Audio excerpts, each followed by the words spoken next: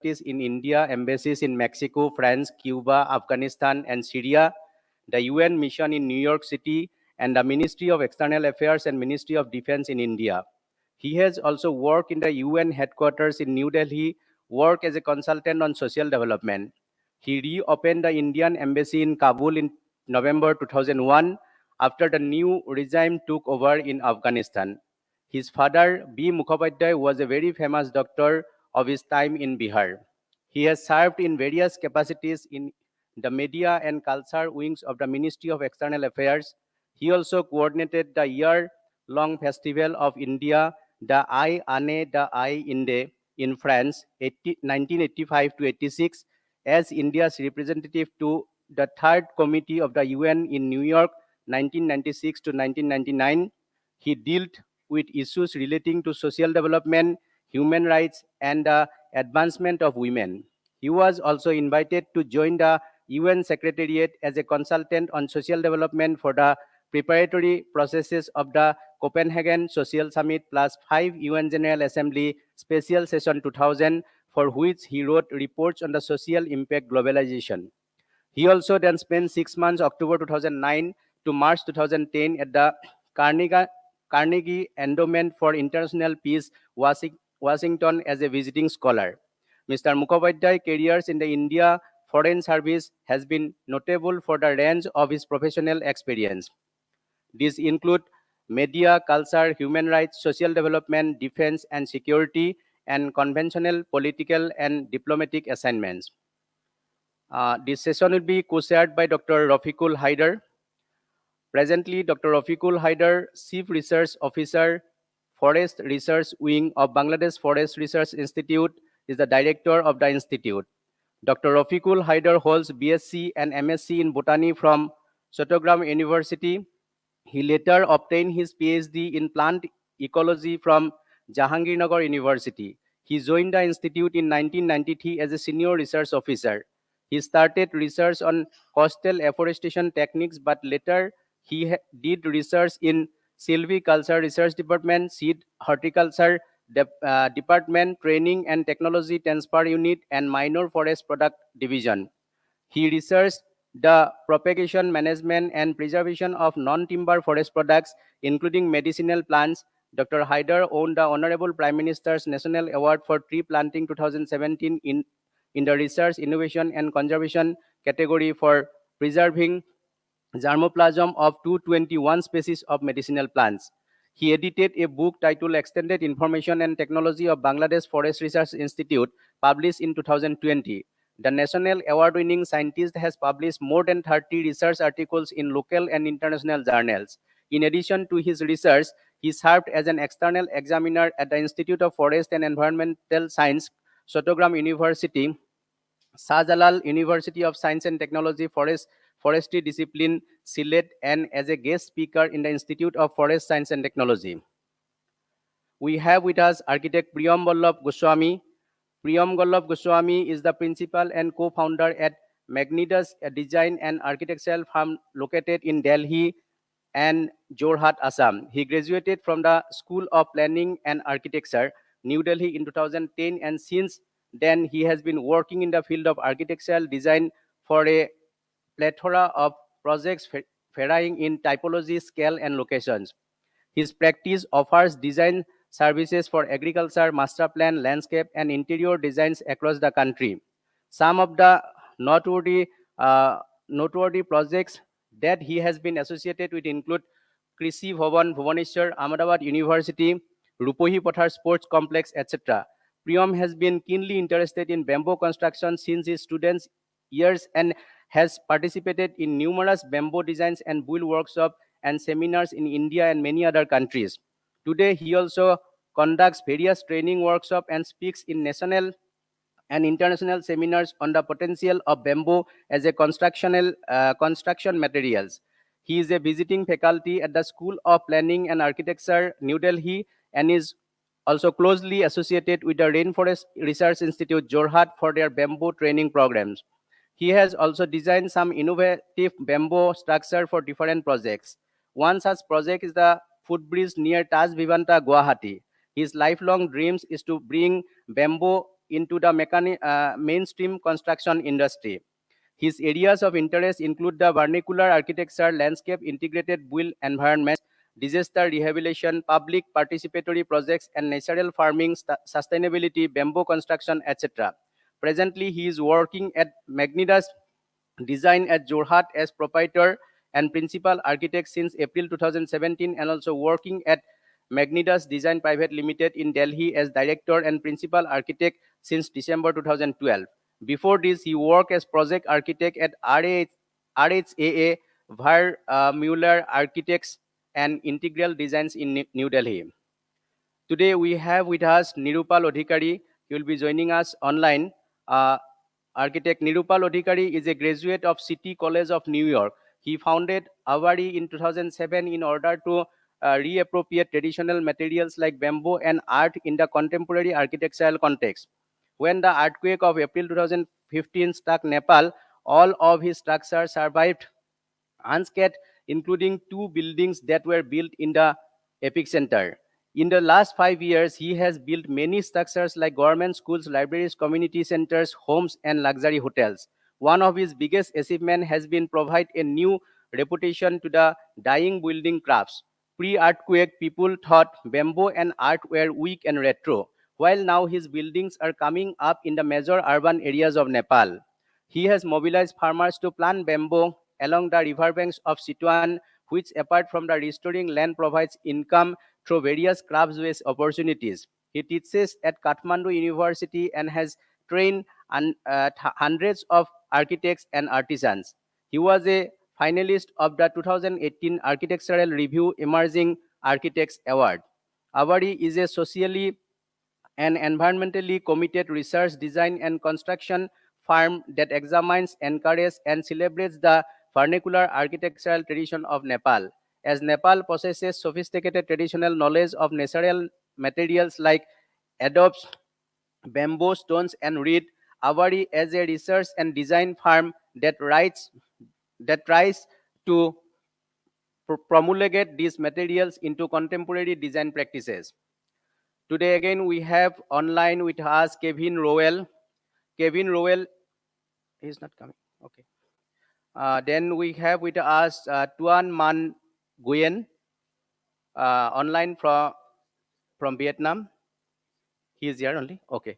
So architect Tuan Nguyen established the architectural practices Kecho Collective in 2018 after nearly 10 years working in the United States.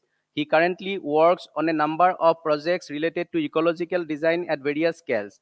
Many projects are designed with bamboo, from a small townhouse to cultural and hospitality projects. Bamboo is not only employed as building materials for architecture but also as a conceptual device for landscape and urban design. A key project that the practice has been working on is the Than Tam Bamboo Eco Park in Than Hoa, Vietnam, where Kecho Collective has been assisting the client to develop the master plan strategies, landscape designs, and the international friendship bamboo garden and architectural design for major buildings such as the Lam Son Bamboo Campus at the Bamboo Museum. Tuan graduated from Hanoi Agricultural University and trained in urban design with a concentration on heritage and sustainable development by Hanoi Agricultural University and Toulouse Agricultural University, France. He holds another master degree at the Center for Agriculture, Science and Ecology as collaboration between Skidmore, Owings and Merrills and Rensselaer Polytechnic in New York City. In addition to his practice, he is lecturer at the Hanoi University of Agriculture, teaching at the Department of Advanced Agriculture and the France Graduate Agriculture Program. Tuan is also a World Bamboo Ambassador and is committed to promote bamboo innovation in Vietnam and worldwide. Uh, again, we have with us Mr. Darren Boer online, who is joining us online. Darren Boer, Global Account Representative. Darren has had a 30 plus years career as an entrepreneur and land developer with global reach. He brings a wealth of knowledge and experience to his role as Global Account Representative with Pure Life Carbon.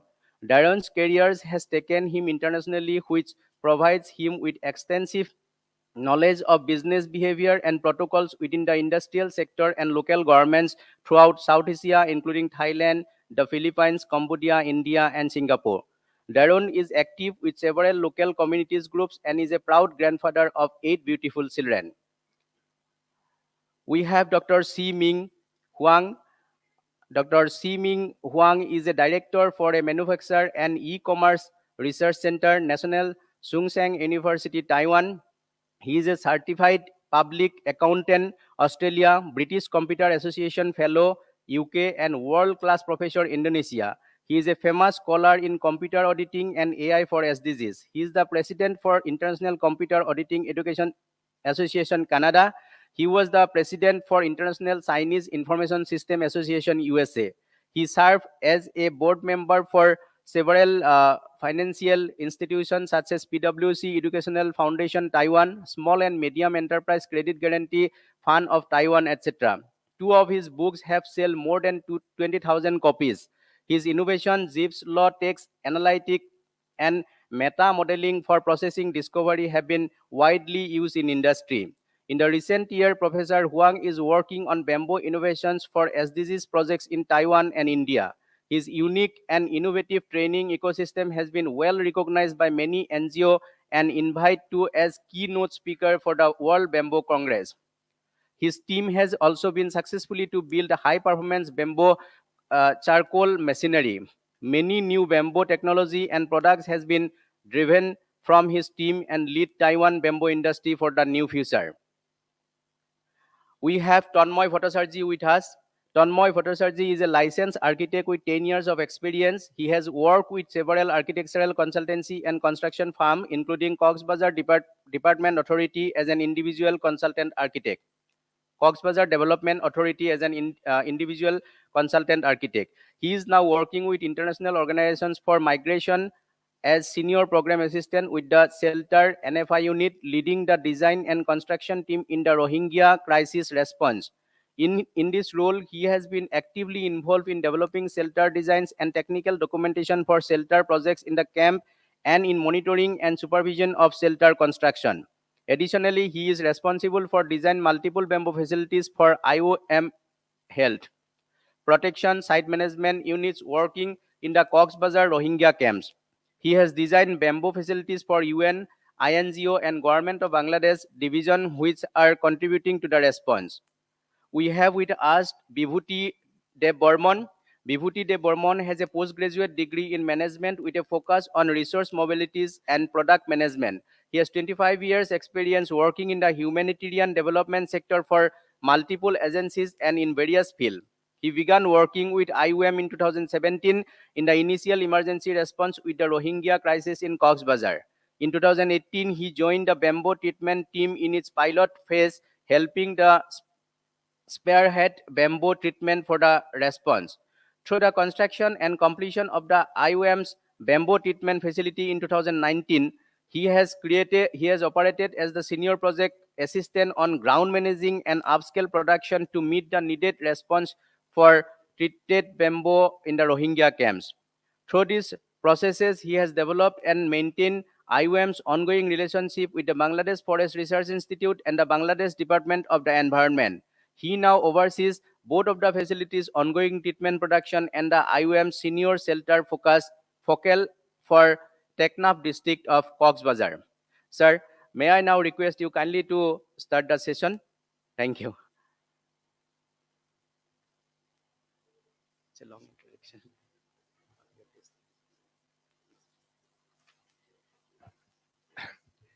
Thank you, Neetu, for those introductions. I think what we may have lost in time, we have probably gained in the knowledge of our experts.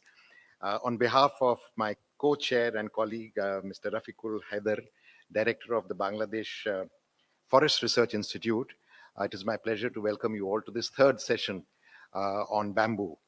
We had a session number 1, which was on bamboo and climate change, a session number 2, which was bamboo and livelihoods and impact on economy and so on. And this third session attempts to, I think, sum it all up and put it all together with some extra dimensions on bamboo, housing, shelter, including in situations like, like situations like the Rohingya crisis, disaster-related issues. And we really have a very ample group of leading experts to talk to us about these subjects. So I think without further ado, on behalf of my co-chair, I would like to invite our first speaker. Neetu, will it be, where's Neetu? Yeah, will it be the first speaker online, or we just go according to the order here? Okay. So may I first invite architect Priyam Ballav Goswami from India to make his presentation.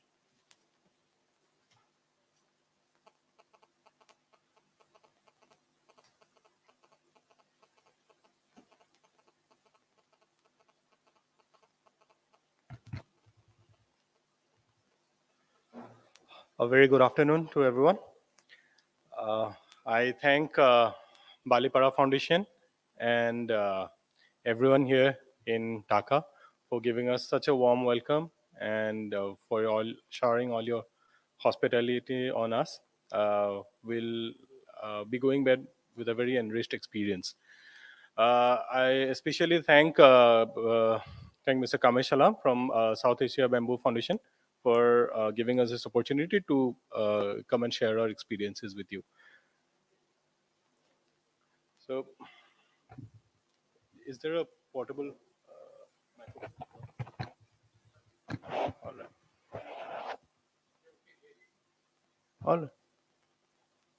Yeah, I'd much rather walk around a little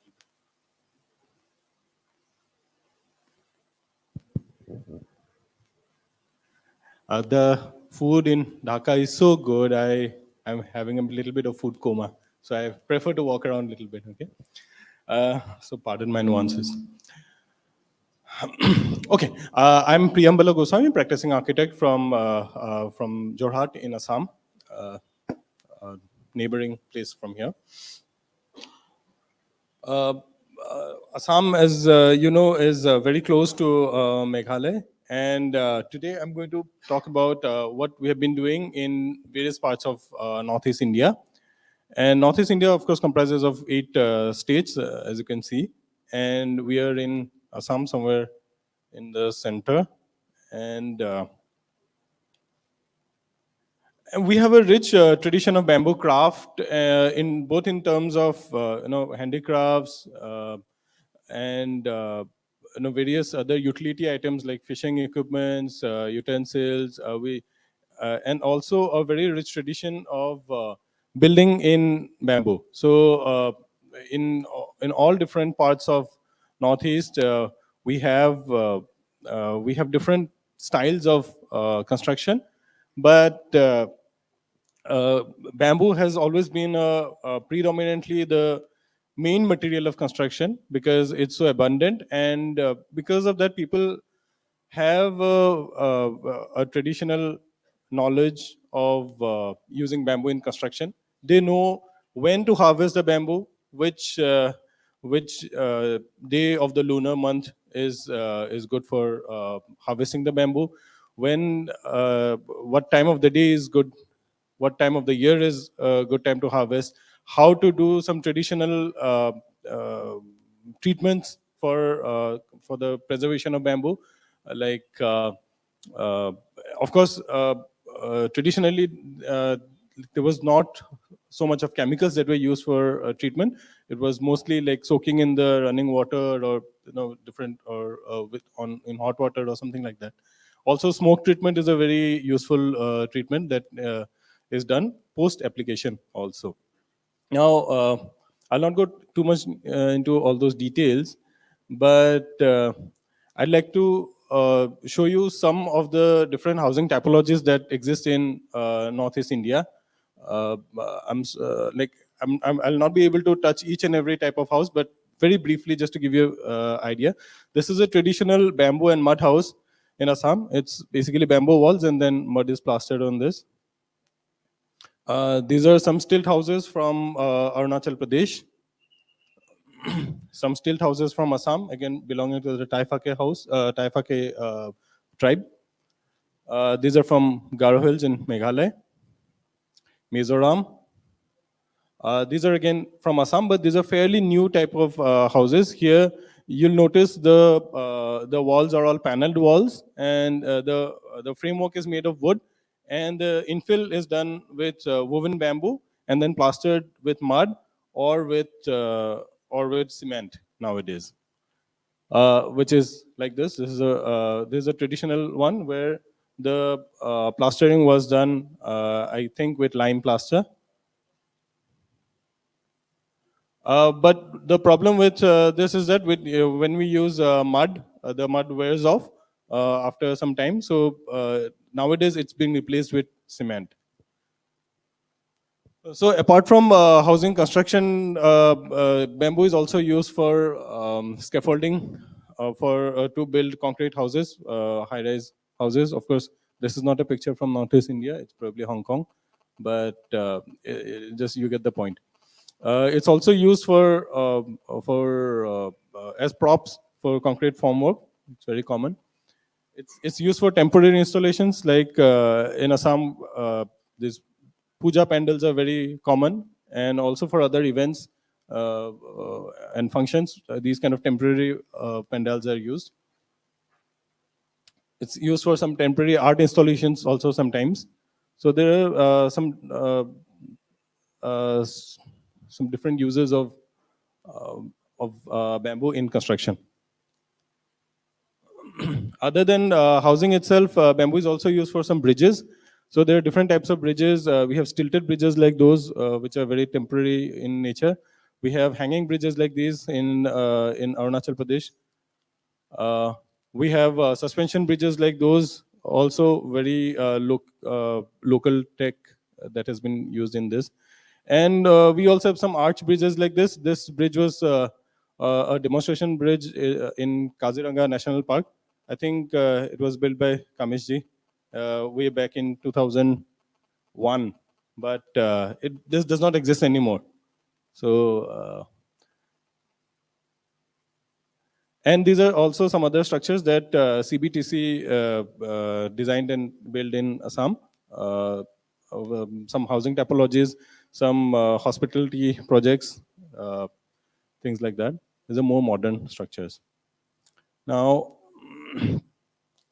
the way we try to engage rural communities into architecture, and how we try to extend this idea of using bamboo as a mainstream construction material, which was mentioned in my introduction, is through a two-pronged strategy that we take up. One is a design intervention. Of course, we provide the design to make bamboo more acceptable to the common people, and also to develop this necessary skill set, because we can't just design bamboo structures for our clients. They also want us to provide with the construction services, or to understand like where they can find the necessary skill set. So that is also something that we do. So talking about design intervention, firstly, I'd like to show you a project. This is in Bangladesh. This is in some of you may be aware of this project. It's called the Handmade School for the Meti Foundation near Dinajpur. And it's a two-story structure, mud and bamboo. It's called the Handmade School because it was entirely made by the villagers themselves. It was a completely community participatory kind of a project. And this was the first project that inspired me as an architecture student to explore the potential of bamboo and the community, the traditional knowledge of the community to build or to design in bamboo structures. So this is one structure that we worked on right before COVID. It's a model Anganwadi structure, Anganwadi center. Anganwadis are like play schools and local. They also act like local health centers also.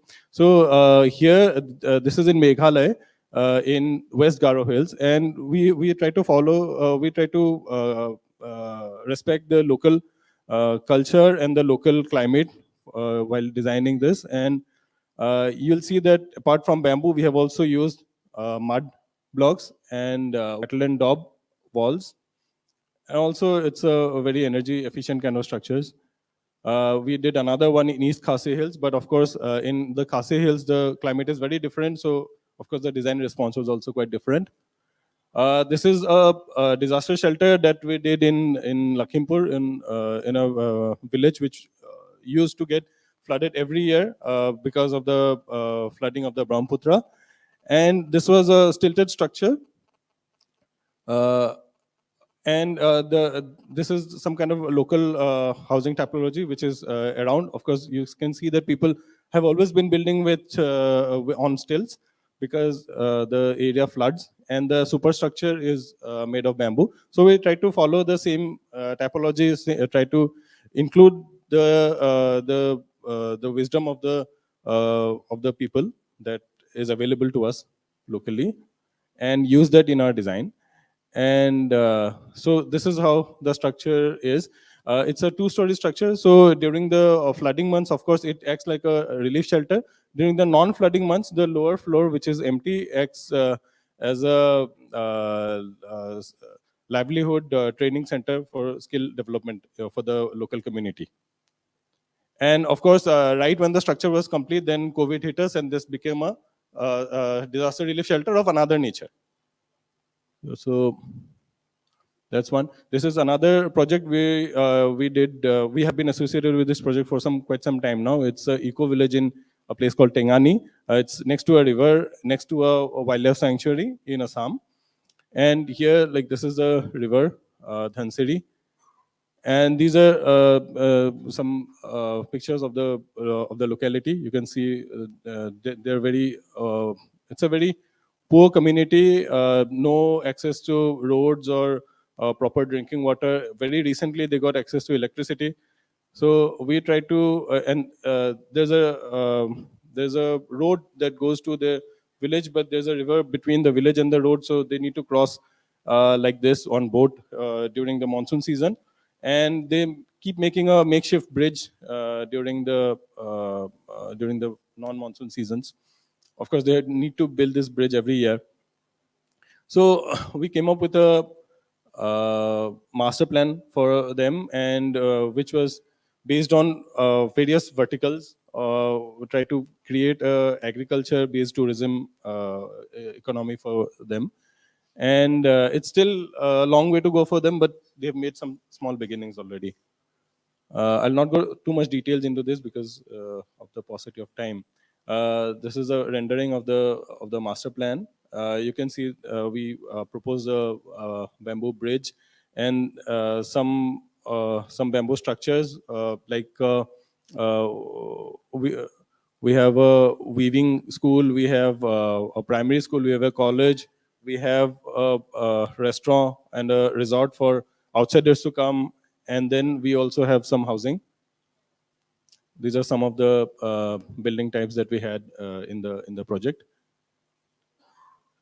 Then a couple of years ago, we did some prefab bamboo structures with SABF, and these are some of the prefab structures. So these were designed to be knockdown structures, very modular, based on an 8x4 module, and you could just break them down and put it in a box and ship it to wherever and install it. So something like that. This is a resort we did in Nagaland. Again, trying to respect the local housing typology there, of course, with a different purpose. This is a house under construction in Jorhat. Again, two-story structure. Lower floor is on stilts, and upper floor is a bamboo structure for the house. A resort that we did last year in Jorhat. I'll just brush through these images. This is a crafts center that we did in Kaziranga National Park. This is supposed to be a cafeteria and a display center for local handloom. So this is in a village called Mohpara, and the Ministry of Textiles, Government of India, adopted the village as a model village for their handicraft. And this is supposed to be a display center. And again, even this place gets flooded. So during floods, this could act as a act as a relief shelter also. So dual purpose. This is a footbridge that we did with Kamishji last year. It's of course a steel bridge which is cladded in bamboo. It's in Guwahati, and it's supposed to be a very iconic structure and to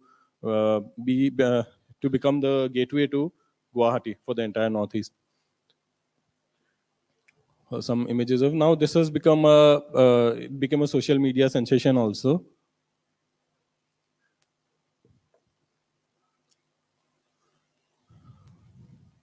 This is another footbridge we did in Sukreshwar Mandir in Guwahati. Here we try to pick up some elements from the temple nearby and use those elements in our design. I'll not go into the details. A bus shelter we did in Khanapara in a very short time, I think. The second strategy we do that we do is the skill development part, wherein we conduct training workshops and we try to train designers and artisans, craftsmen into to take up housing bamboo construction. So this was a workshop that was done way back in 2001 by CBTC. Kameshi was the head of CBTC at that time, and here there were three structures that were built, designed and built during this workshop. This is one of the structures, which is a bus shelter. This is another one, a hyperbolic paraboloid structure. This is another housing type that was done. We did a construction workshop in 2018 in Arunachal Pradesh with York Stem, and I'll just take you through the process very briefly. This is the sketch that York had prepared, and we prepared the 3D model of that. And then this is the entire process of right from harvesting to the grading and preparation of the chemical for treatment, the vertical diffusion treatment, the cleaning, the cutting, that is York. And in the structure, we did not use any iron nails or anything. We only used bamboo nails. So he showed us how to make these bamboo nails and how to fix them in a way that it like an interlocking manner. And then there are these rebars that are used for the foundation. So laying out of the foundation, and you can see it's such a lightweight frame that it could be lifted by it could be lifted manually. And then we fixed up the structure and raised on the ground, and the structure was done in a matter of about 10 days. So it's a very fast method of construction. This is how the structure looks today. It's a tea pavilion for the Golden Pagoda Monastery in Namsai.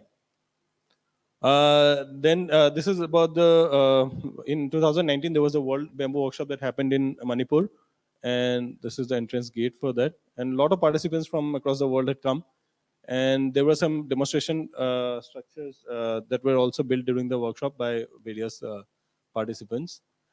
And also different construction techniques were also tried out, experimented. We celebrated World Bamboo Day 2019 in Imphal, Patso, and we conducted a workshop training local artisans.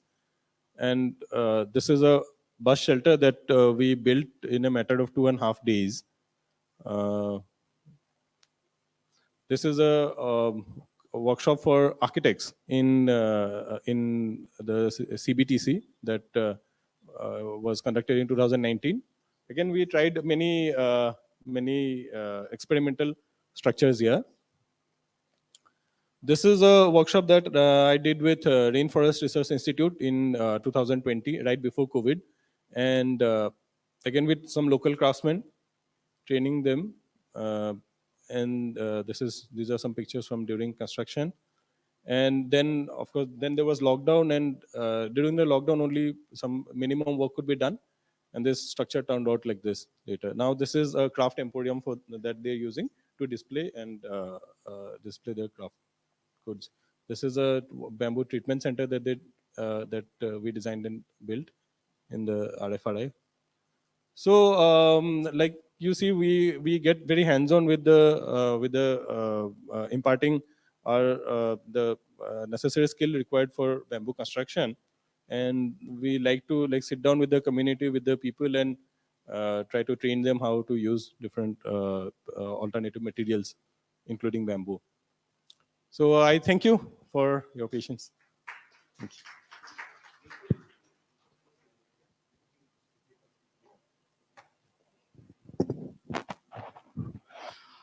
Thank you, Mr. Priyam Ballav Goswami, for very exciting presentation.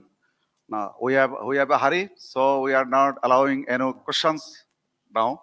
But you have privilege to discuss the matters during the tea times. So now we are Nirpal Adhikari from Nepal is online. So we are requesting Mr. Nirpal Adhikari, please go ahead. Is he here online?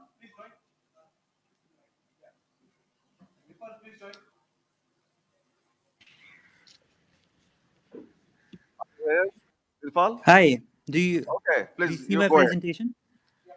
Please. Yeah.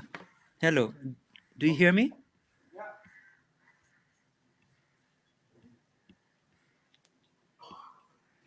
Hello.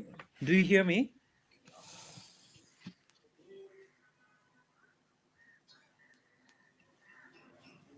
Mr. Nepal, please, you can go ahead. Yeah, do you see my presentation? Okay, you can go ahead. Okay, thank you. You. So you can hear me all right, no? All right, so hello everyone. Very nice to be here. Thank you, Kamesh ji, for inviting. And it's nice to see some familiar faces. We have our bamboo entrepreneur Habib also. Nice to see that. So, so I'm going to talk about like what we are doing with bamboo in Nepal. So we work as an architecture company, architecture and engineering firm. So what we're trying to do is bamboo is one of our many vocabularies. We usually work with earth also, stone, or other vernacular materials. So you know, in Nepal we have great vernacular traditions from the Himalayas to the plains, and they have used bamboo and earth in various ways. You know, if you see in the plains, we have bamboo structure, or in the mountains, like this structure, like a bamboo and adobe structure. Uh, you know, these are still an existing and it's existing tradition. Uh, According to the last census, we had 74% of our buildings are with local materials. Or you go into the mountains, there are stone structures or beautiful bamboo structures. So this is a house I was documenting for 4 years. Every year, they have beautiful paints with different colors. Um, Showcasing, you know, the art, and also, you know, like bamboo maintenance they see as a ritual rather than a chore. Or we have this bridge from 1895, a 30-meter long bridge, which unfortunately doesn't exist today. Or we had similar traditions in along Nepal and Sikkim, Darjeeling border. You know, like these kind of bridges, bamboo bridges used to be very common. But unfortunately, we've stopped promoting this. You know, we think that's a very primitive. And what we have is this situation where, you know, we neither have the tradition or the financial capability to build modern bridges, you know. So in that context, if you look, you know, like in Nepal still has only 17% buildings with cement. So majority of the building is still with earth and bamboo. And we are losing like this is a picture from Kathmandu in 1967 versus 2016. You know, a lot of these earth buildings, bamboo buildings are giving way to modern buildings, which unfortunately do not look great or do not represent the culture, right? And this is what has happened to Kathmandu from a World Heritage Site. So why are people using cement? Because there is this myth that it is very strong. But last earthquake, we saw even the cement buildings fall. You know, like this is photo from the epicenter. Or on the other hand, traditional buildings like these survived, right? So in that context, we started this organization, Abari, to re-examine these materials so we can use them in modern context. So two of the materials are bamboo and earth. But I won't go too much about bamboo because we are talking to the experts here. So one of the biggest innovations we had with bamboo is the treatment. We took that boucherie modified technique. This was about 15 years ago when nobody was doing it. So we hacked this system and made a very simple system that can treat bamboo. And it's you can take it to the farms and like treat bamboo in situ, or the conventional system we use also, right? And then we did a lot of experiments with joints, some metallic joints, some with cane or with bamboo. And one thing that worked really well is like putting this small metal piece for the connection joints, so where you can connect multiple pieces. So pre-earthquake, we had done, this is from 2006, we had built this structure. This was also close to the epicenter, like people wanted a community hall. So we took the local material and built this. Yeah, it's been, this is about 18 years and still new, and people are still functioning with it. Or we built this school, for government.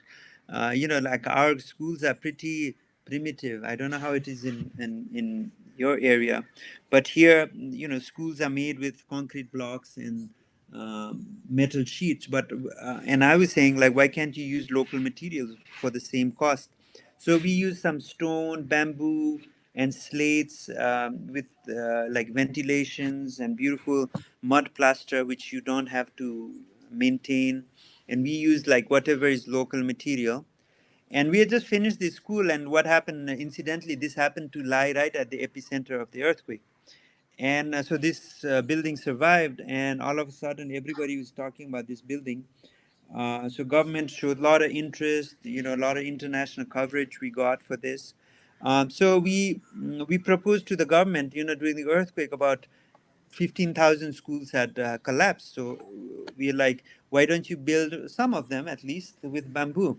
So we provided this proposal, and they were like very open, and they gave the stamp of approval. It's, I think, one of the few cases in the world where earth and bamboo was approved for public buildings. So we took the conventional design, did some modifications. So there's light ventilation, like better thermal insulation. And we put this out as open source document. And then we built many schools like this, for example, this one in Dulikhel, here, like the roof is bamboo, even the furniture is bamboo. So this was open source. Many people like copied these designs. In I think we built this in 7 districts, about 25 schools. I mean, it could have been more, but for a starter, it's not bad. And women were making the bricks. The cost was the majority of the cost was bamboo and labor.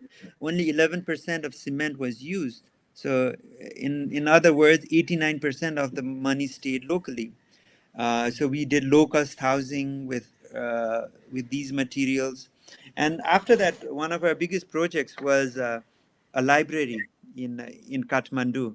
We did this a beautiful library which had just damage from the earthquake. So there were a lot of rare documents that needed to be preserved. So we put that, and they wanted something quick and something beautiful, something that represented Nepal's architecture. So we used, like modern lighting, like some glass, and tried to showcase the bamboo.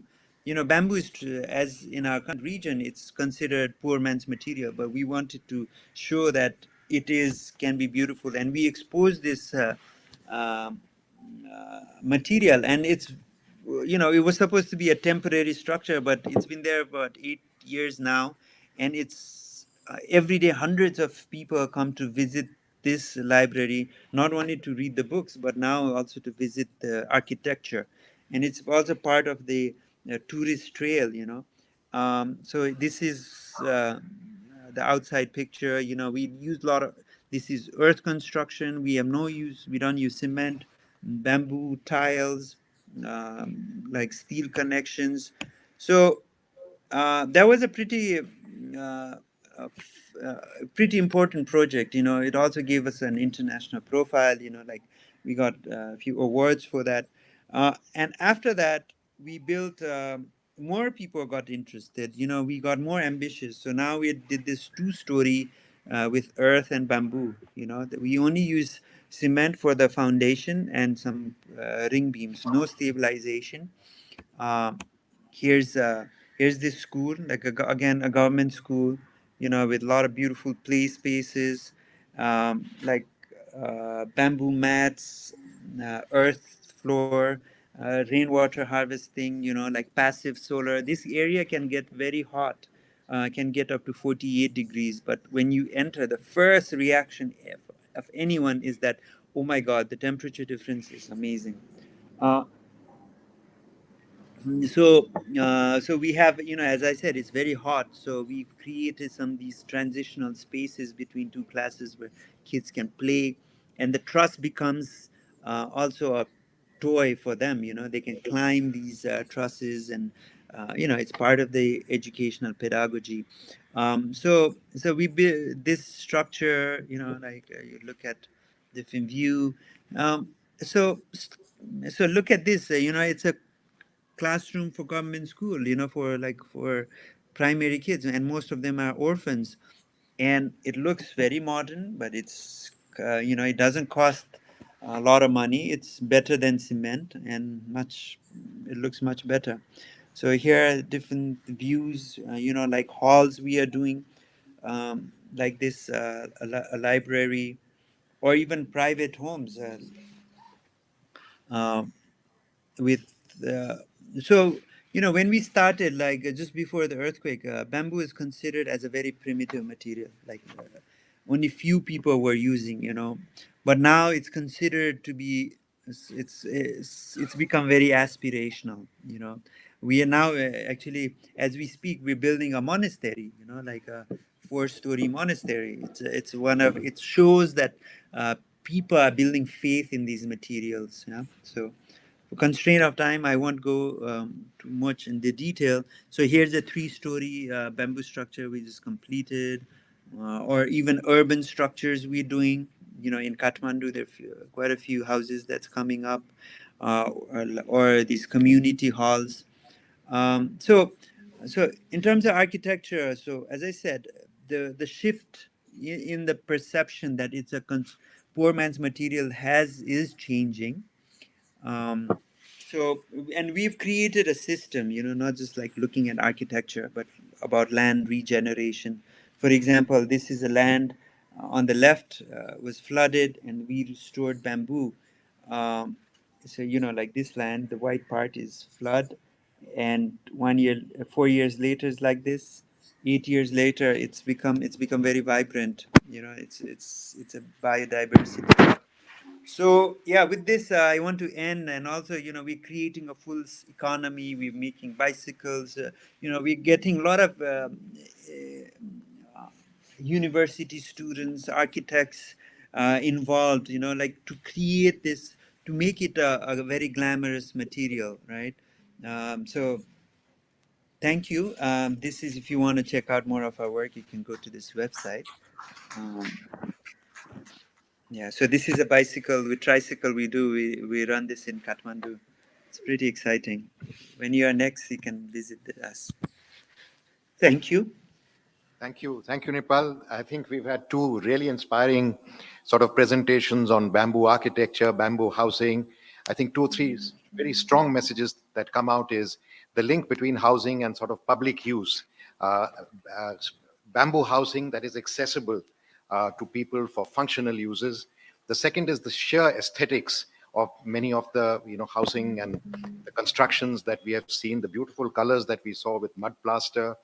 And the third, which I think was very interesting in Nirpal's presentation, which was the adoption by the government of bamboo for large-scale, school construction and so on. And I think I wish more governments, including starting with ours, would adopt bamboo and other sort of local vernacular architectures for public use in particular, because quite apart from the aesthetics and quite apart from the environmental use, they also are in sync and in harmony with the culture and the local landscapes of the place. So after Jorhat in Assam and India and then Nepal, I have the privilege of introducing a wonderful architect from Vietnam who's been following very similar principles, very aesthetic, very minimal as well, also integrated in many ways with landscapes like we saw in Nepal's presentation. Tuan Nguyen, somebody who I first met at the World Bamboo Congress in Imphal in Manipur, that was there in Priyam's presentation. I'm very glad to have him back at the Balipara Foundation this time, and that too in Bangladesh, so that we can learn from each other's experience. So this will be our third presentation on architecture. After this, I think we have a couple of presentations that will address the issue of trade, investment, and entrepreneurship. Right. Is that next or after that? Okay. So first we'll have, disaster relief construction, and then we will have a couple of presentations on the use of bamboo for entrepreneurship, trade, and investment. In other words, scaling up to make it much more commercial. Tuan, may I invite you to take the floor?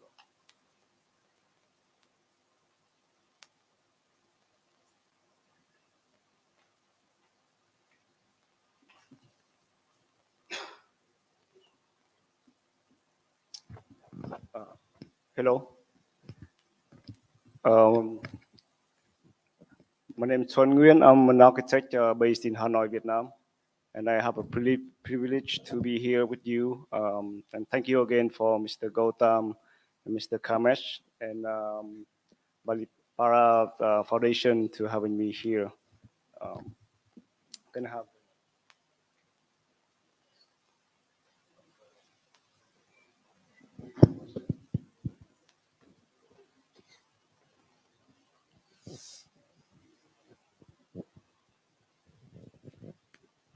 Can I have a next slide, please?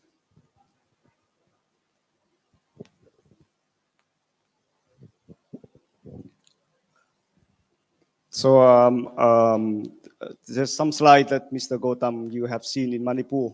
I will not go too much into the traditional architecture of bamboo in Vietnam because I think time is short. But an overview is that we are a small country but very dense. 94 million people, and we are the 14th populated country. But we have quite a lot of bamboo forest area, 1.4 million hectares, which is the number 4 in the world after India, China, and Myanmar, I think. Next. Although very small country, we have a long coastline and have many ecological regions. We have mountain, we have sea, the highland, and of course the two most important place for rice production, which is the deltas, one in the north, the Red River Delta, and the south, Mekong Delta.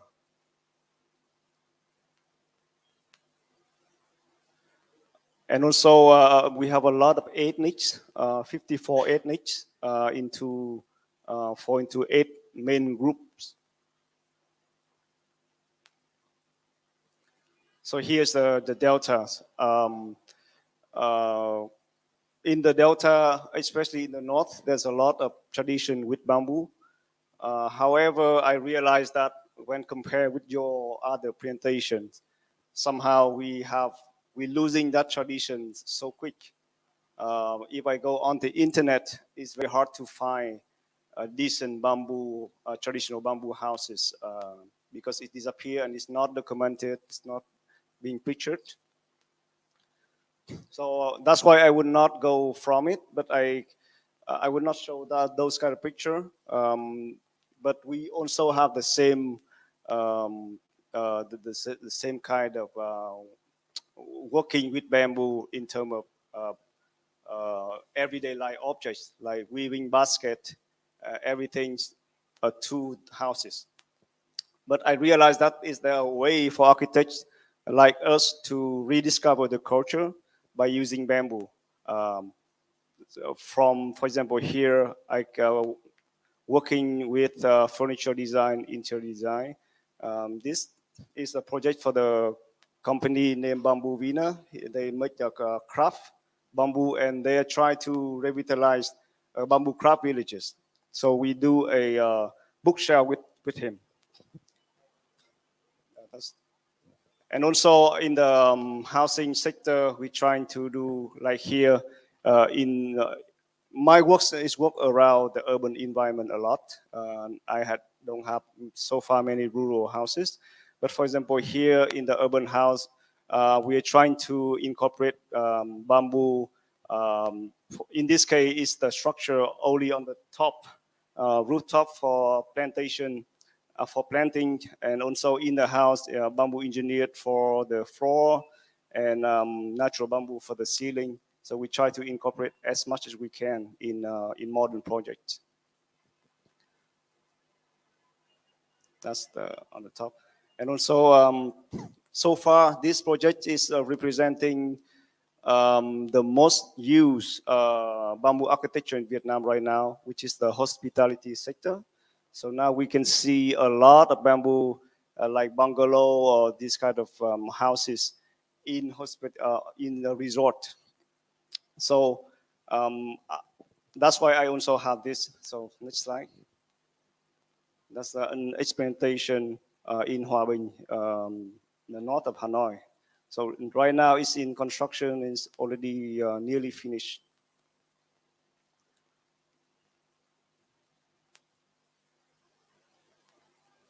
Yeah, that's the state where I took the picture before I came here. 2-story bungalow houses. We used that with a bamboo named Luong in Thanh Hóa. I think I forgot the scientific name, but the hollow and northern bamboo.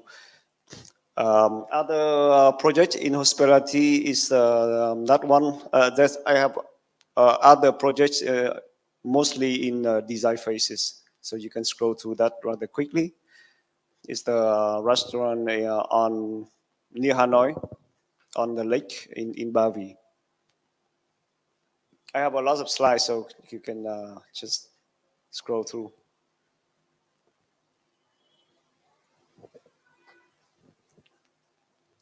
So that image, and also in the I think it's interesting that showing this, I'm trying to show how bamboo can enter different kind of typologies, like not only hospitality, but somehow we can get bamboo into other sectors like housing, as I show you, or also cultural buildings, even at a very modest scale. So for example, this one is located in the Temple of Literature in the center of Hanoi, which is the first university of Vietnam. It's built 500-600 years ago. And we are designing a landscape here. So the landscape gonna representing it's more like a scenographic project showing how a regular person in the village, they got educated and they become a Mandarin and they come back to the village.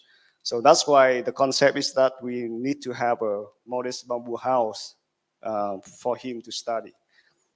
And by doing that, I think what interesting is that we not only design just a modern looking building, but by doing this kind of cultural setup, we rediscover the traditional way of doing with bamboo. Of course, we're gonna insert a few modern design in here. For example, the sliding door, or a few frame like with bamboo, engineered bamboo. But it's interesting in that way to rediscover the culture. This one is for a bamboo factory. They have a garden of 1,300 square meter in front. And they asked us to do for them a showroom. So the concept is to have a place surrounded with living bamboo for the workers to relax and have a reflecting pool in front of the building. And inside there will be places for people walking around, seeing the products. That's the view from the lake. So the client is quite adventurous. They want to work with us because they are the bamboo factory. So they are open to new idea, and they, for example, for this one, they might want to clad the building with bamboo veneer, which is the technology that they just successfully fabricated. So that way we can allow the roof to be that flat, not so steep. But traditionally with thatch, we cannot have that kind of flat roof. That's the interior image. It's very narrow building. Other projects going on, it might take a long time. This one is a clinic, a training center for moving clinic in Haiti, which when I was still in the US, and we was invited to provide them this design so that this campus can run on its own energy by having solar panel and harvesting local bamboo for the classroom and for the clinic room. And the idea is to have the landscaping edge insert into the site regularly, so that they can grow the bamboo over time and replace the bamboo components. These are the few other, and so far the largest work that we take on is this one. It's the name Thanh Tam Bamboo Eco Park. So it's an ecological bamboo eco park in Thanh Hóa, a province with a lot of bamboo, very abundant. It's 300 kilometers from Hanoi and have a rich history. It's the native land of the King of Vietnam in 15th century, Lê Lợi. Just a few existing analysis. So the site is 100 hectare inland and 60 hectare in the islands. So total area is 160 hectare. And the main program is spiritual, which is some statue, Zen Buddhism pagoda, a resort in that side, and agricultural activities on the other side of the river. And the site itself have 60 hectares alone of natural bamboo. So we divided the land into different sectors. So inside that eco park, there's a lot of different type of bamboo buildings, like housing, a bamboo campus, a bamboo museum, and other structures, the garden with pavilions, etc. So in this eco park, the owner already invited some famous bamboo architects like Võ Trọng Nghĩa in Vietnam and some other architects. But I was invited in to provide master planning. So I think master planning is also something interesting that we haven't talked about, which is we've been mostly see bamboo in kind of an object in a luxury setting in the resort, but in this case, I propose beside the master planning, like why he also asked me to design the bamboo museum, but instead I think I did a design for bamboo museum, which is going on right now. But I advised the owner to have a bamboo campus, because I think a bamboo eco park cannot just have people coming in and then leave. But a bamboo campus can have many purposes. So people can come in, be trained, and revitalize the craft of a bamboo craftsman of the regions because they are very experienced, but they don't have a place to practice and pass down the knowledge. So just a quick run through of different places like housing with the resort. Of course, there are a lot of bamboo structure in there. That's the center of the eco park. So Mr. Cheng here, the famous bamboo architect, he have 3 buildings here: a restaurant, a reception hall, and a bridge. But the thing is, again, bamboo is like object. So the 3 different buildings look very different, and they don't relate to each other. And besides, they use the bamboo, I think it's Tistostachys simensis, is from the south of Vietnam. And the thing is, people tend to replicate that everywhere. So, and here is actually the other type of bamboo.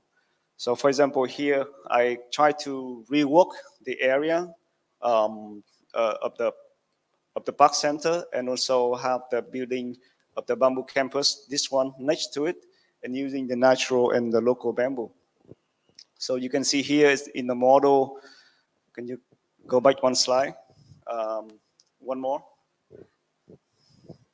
Go back one more slide. So this is the studio where people can come in and get trained in terms of design. So the campus can work with the university architecture students to get more knowledge on design. The other side of the courtyard is the construction building where bamboo component can be made and workshop can be hosted. On the other side of the lake, gonna be bungalows for people to come in to get trained. They can be there for a week, a few days, or a month, depending on program. So this side section also show how we can use the incorporate bamboo solar panel on the roof to harvest energy. These are a few renderings and of course the models.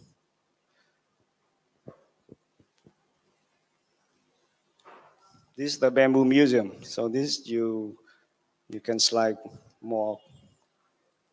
through it. Yeah, I would not talk too much on this project. So yeah, then there's a other park, and also this is the plant of the bamboo garden. I think it's impressive in terms of this eco park. They already have like 114 different species collected. But I feel very privileged to work on this project because it's really show the power of collaboration. For example, here with the bamboo garden, I got to work with the expert Jan Oprins from Belgium to advise me on planting the bamboo for the landscaping that I want to have. And inside the garden, there's a few different bamboo pavilions like this. That's the part in the island.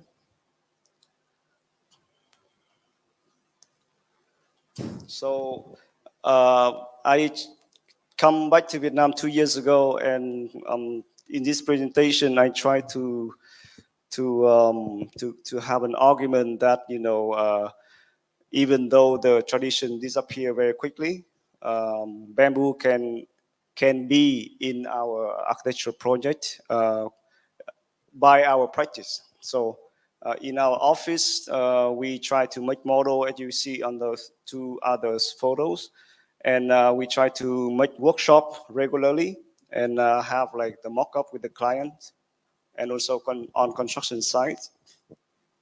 And I think that the practice here, there's many ways for architects to practice ecologically. Like Priyam just said earlier, beside design project, we can give courses, we can do bamboo workshops. So for example, here is a workshop in Dien Bien that I'm also a lecturer at the Hanoi universities. So this one we collaborate with an university, Tasmania in Australia, to go to the north of Vietnam, Dien Bien, to design cattle shelter. So this program is really through bamboo. We see a different kind of client, not only human but other species, and I think it's important for ecologies. And even if in the mountain, bamboo is something people are very familiar with, but they kind of losing the tradition. We come in to help them to realize the power. But it's easy to do. Can you go back? That's the few slides. But in the urban area, I think bamboo is very strange. This image I just took before I came here. And I find out a very different scenario in here. Like people, this is in front of my office, and we have a class, we have a workshop. So I thought that the student want to do just a small thing, but they end up having that structure is like 3 meters height, and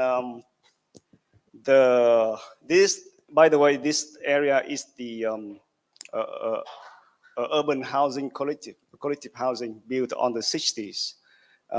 It is a Soviet Union of a new town at the time, and now it's quite, for us, I think it should be a heritage because they conserve the life of people.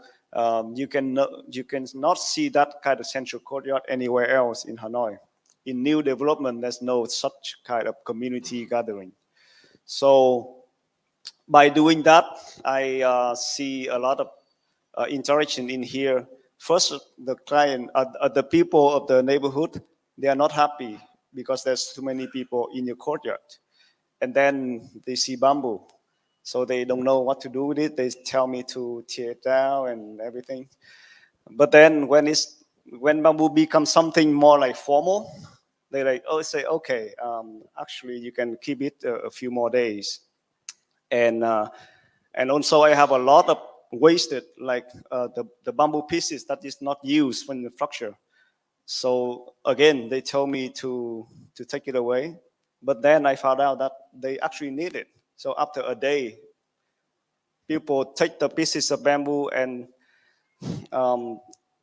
sorry for the long explanation, but I think in the urban environment, by doing that, we realize that bamboo have a place in everyday life. Just like in the past, people can have it as a simple structure like a hanging thing. That's why they took it, or even if they want to burn it. So that's quite an experience, and I think it's actually the metaphor for bamboo. I think is a way to discover the urban ecology of Hanoi or anywhere else. So moving forward, of course, in the sector of hospitality and hospitality and culture project, we would continue to work with bamboo. But one of the projects that we are trying to do is to provide housing for the Mekong Delta. So the Mekong Delta here, as you can see, is very similar to Bangladesh in terms of vulnerability. We have sea level rising, saline water coming in. We have a lot of floodings, and it's very now it's very unpredictable because the Chinese dams along the Mekong River. So at the same time, there's many forces affected the livelihoods of people in here.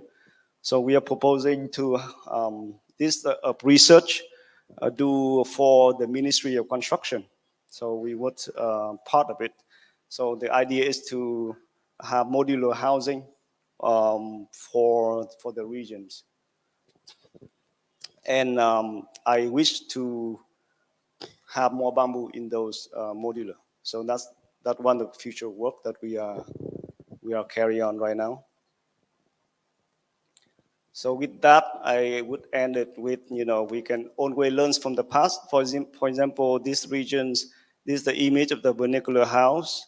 And the next slide is gonna be what we learn from it, and have a modular that can expand so that it's gonna give each household a place and also grow the community over time.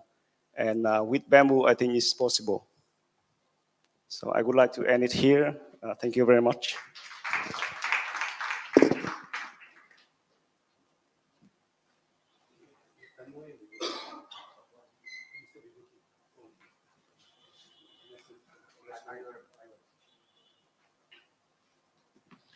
So thank you very much, Mr. Tuan, for your presentation. Our next, I think, speakers are from the IOM, Mr. Tonmoy Bhatterjee and Bivuti Debbormon. Are they here? Yeah. Okay. Please go ahead with your presentation.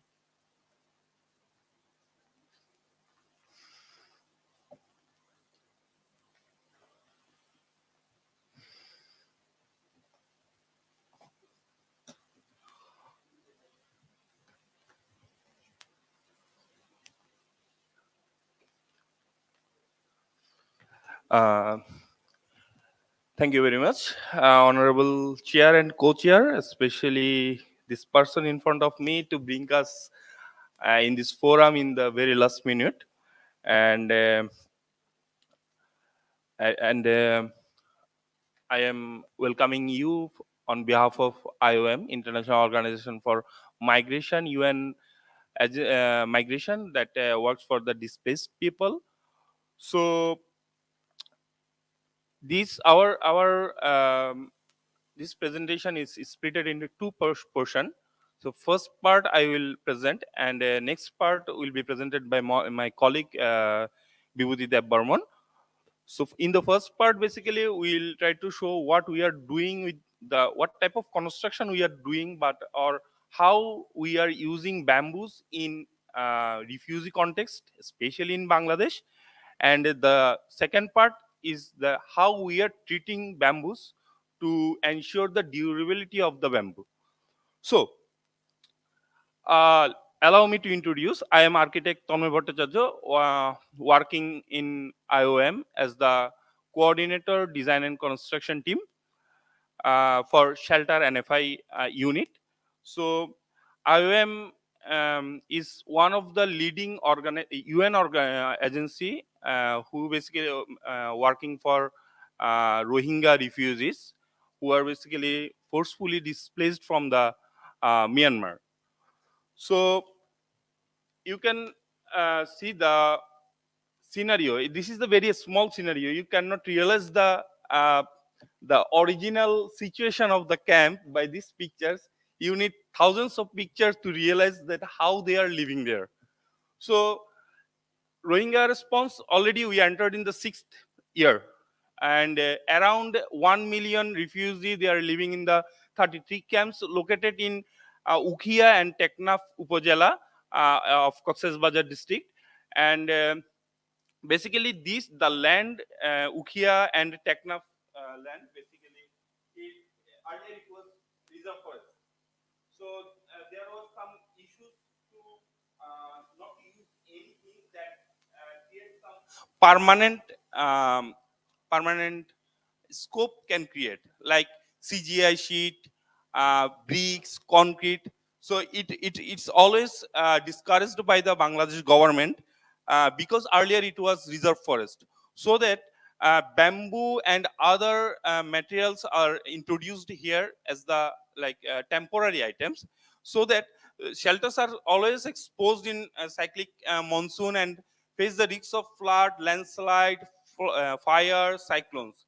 So, temporary materials such as bamboo, ropes, fixing kits, and tarpaulin have a limited capacity to resist the weather impacts, and thus require regular repair and replacement. It's very important, repair and replacement, that I will show you in my next slides. And also these efforts need to address the environmental impact of the provided assistance. So it's a very clear link. So we are using bamboo, and parallelly we are using also plastic sheeting. So in terms of we have a lot of limitations. So in terms of assistance, there are different type of environmental impact also there. Next. So we have two type of shelter assistance here. One is basically we sorry. So we have two type of shelter assistance. One, when in 2017 and 2018 the first influx happened, our first motto to support them with emergency assistance. Like you can see the emergency shelter kit: 1 tarpaulin, 2 borak bamboo, 20 muli, one piece of rope, and like around 19,000 household assisted that time. And after that there was a record that I addressed earlier, that this type of assistance require regular replacement and repair. So those basically upgraded into the shelter kits. And in meanwhile there are another few shelters built by IOM by planning as robust shelter. So that I am coming in my next slide also. No, please, previous one. So after 2000 and 2017 and 2018, we basically supported the emergency support. And later on, there was a need arise that we have to replace those materials that we have already supported them. Like we called them transitional shelter assistance. This assistance is basically beneficiary centric program. We gave the materials to this beneficiary, we gave them the training, and we have that monitoring and supervision also. So beneficiary can upgrade their shelter. It is not building new shelter. They will upgrade their shelter, the shelter they have built in 2017 and 2018. And in 2020 and 2021, we have assisted by transitional shelter assistance 2. It's bit modified according to the need of the beneficiary. And right now the ongoing is shelter upgrade and maintenance. It's more need based assistance. Earlier the first TSA 1 and TSA 2 was blanket. There was no assessment. Whatever the situation of the shelter, they got received the assistance. But in the sum is basically need based. Whatever the situation have right now, what type considering the type of the damage, they receive the assistance from our side. Next. Apart from this, we had another wing that we construct new shelter through direct implementation by IOM. In 2018, we have built robust shelter around, it's very small, 187. And there is another modified form of shelter is mid-term shelter, which is bit durable than the robust shelter. And it's basically happened in only 2 camps. You know that in Ukia and Teknaf have 33 camps, and out of 33 camps, 17 camps is under IOM, and rest of basically operated by UNHCR. And another type of shelter is fire response shelter. It's also happened in built in 2020 and 2021. I will brief later. And both these shelter, mid-term shelter and fire response shelter, both are approved by Bangladesh government. The size and design was approved by Bangladesh government, and according to that guideline, we built those shelters. Next shelter. Next slide. So this is the basically model of a transitional shelter assistance who receive the support with the material and they upgrade their shelters. Next.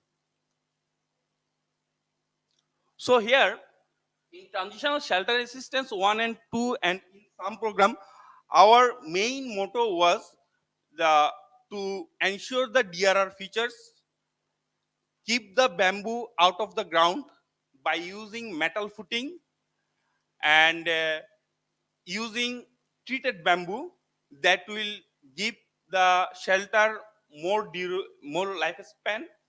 And next, and ensure the bracing within the columns so that it will be more strong in winds. Next. also improved joints, connection and joints. So you can see the bracing part. Earlier it was very rustic. They put something just with rope. Also we developed the perfect and a standard module of rope bracing as well as the bamboo bracing.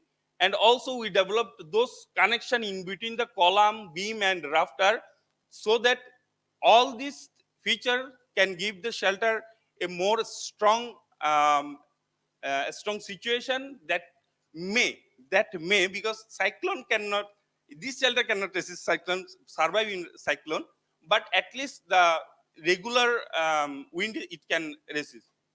Next, this is the features. Next, robust shelter. Robust shelter, in 2017, the background is 2017 and 2018, beneficiary basically built their shelter and the camp developed organically. There was no plan. There was no scope to plan it. So what happened, the beneficiaries choice was to build their shelter nearby the main road so that they can get more relief from the agencies. So that what happened, few camps basically became overcrowded.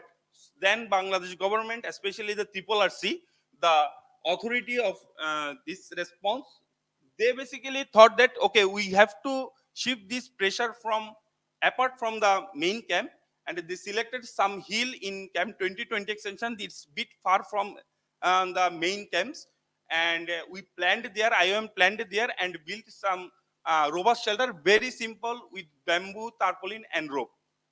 Next, you can see the construction is the flatland, and this time we didn't in that position to ensure the bamboo will be out of ground, and those bamboo were basically untreated. Next, you can see the next. This is the final output. So you can see that it's more looks like the TSA shelter. Basically, earlier this was the first step. Then it become vulnerable. We gave the resistance, and it become the same scenario of the first phase. Next, midterm shelter. So how midterm shelter basically appear in the scene? So we are regularly facing the problem to support the beneficiaries because the shelters were not lasting for more than 1 year. So within 1 year, they need assistance. So that we are basically analyzing how we can enhance the lifespan of the shelters. So in that perspective, we had a big discussion in the intersectoral working group in Cox's Bazar, especially the shelter sector. Then we come up a solution that if we can use the concrete footing, because even if we use the metal footing, the welding can be removed whenever it is like having 1 year inside the ground. So we have introduced precast concrete footing, which is very much removable and not permanent. You can move anytime, and that's how we can ensure the bamboo is out of ground.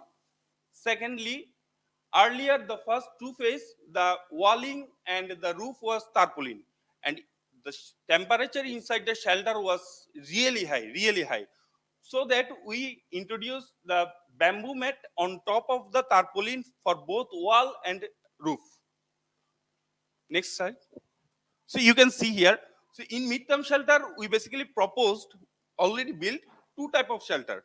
So one is single storage. The height is only 10.5 feet, and the footprint is 15 feet by 15 feet, which basically ensure the sphere standard for 6 person. And Bangladesh government also allowed that time that you can allocate 6 person in this shelter. And but problem is that many Rohingya families, they are not within the 6 family members. They have lot of kids, like more than 6. You can find lot of family there. So, but also the considering the site or available land, you cannot give them 2 shelter if you have 7 family members. So that we come up with a solution that next. This is the okay, I'm just, before going the next slide, this is the internal arrangement of the shelter. You can see, I'm not sure it's clear or not. you can see a cement walling here. It's basically we put that beneficiary can put their burner in front of this. It's basically we put the cement plaster on top of the bamboo mat. So people, beneficiary can put their burner on in front of that, so it will assist the fire. It will save them from fire. Next. So the solution for the more than 6, we just increase the height of the shelter 2.5 feet and add a additional floor here just after the 6 feet, so that at least their kids can sleep at night on that part. And it's basically successfully worked for the many of the families who have the family member more than 6, but within the same footprint we can give the facilities rather than giving them the 2 shelter. Next. This is the scenario of the this tier. They can go up, and there are also a trap door is secured. All the portion are secured also. Next. This is the different phases of the construction. So here is the concrete footing. This type of shelter required proper site planning, and this is the first time we introduced here. Next. This is all the techniques. Next. Fire response. So we built the robust shelter, midterm shelter. In 2021 March, there was a devastating fire spread in 3 camps: Camp 9, Camp 8W, 8 West, and 8 East. Especially the Camp 9 was affected much.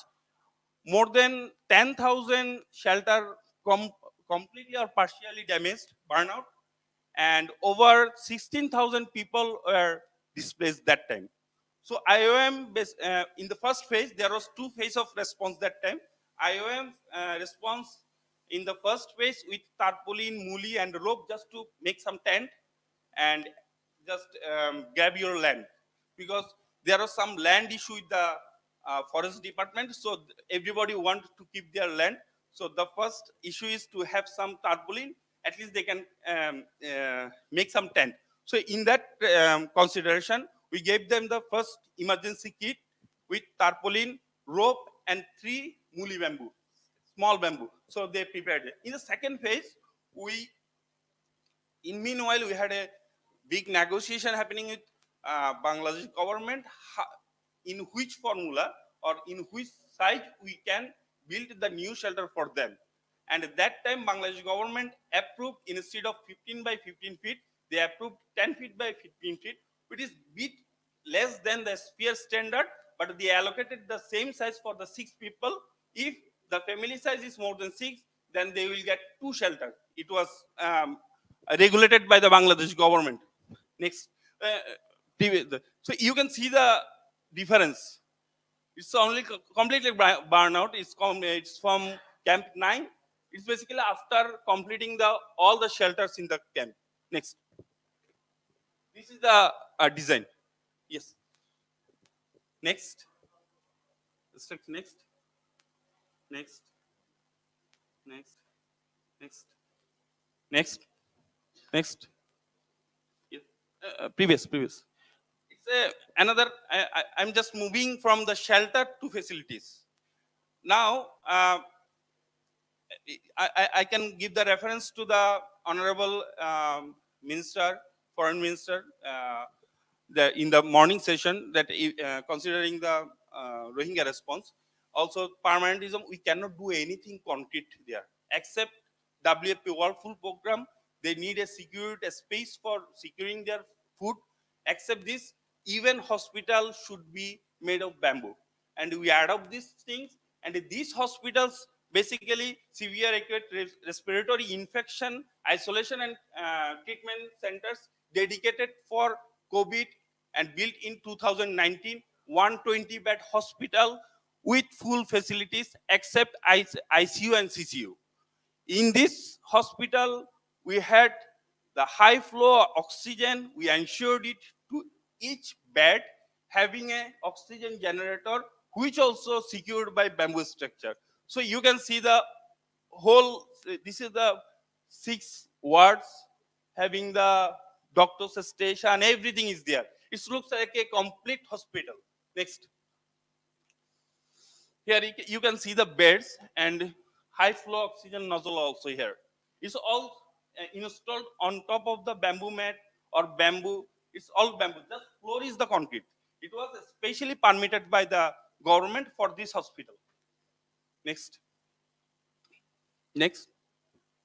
This is also another primary health clinic, completely made by bamboo. Next. This also we have a protection team, and for protection team we have the women and girls safe space. These all are bamboo. Next.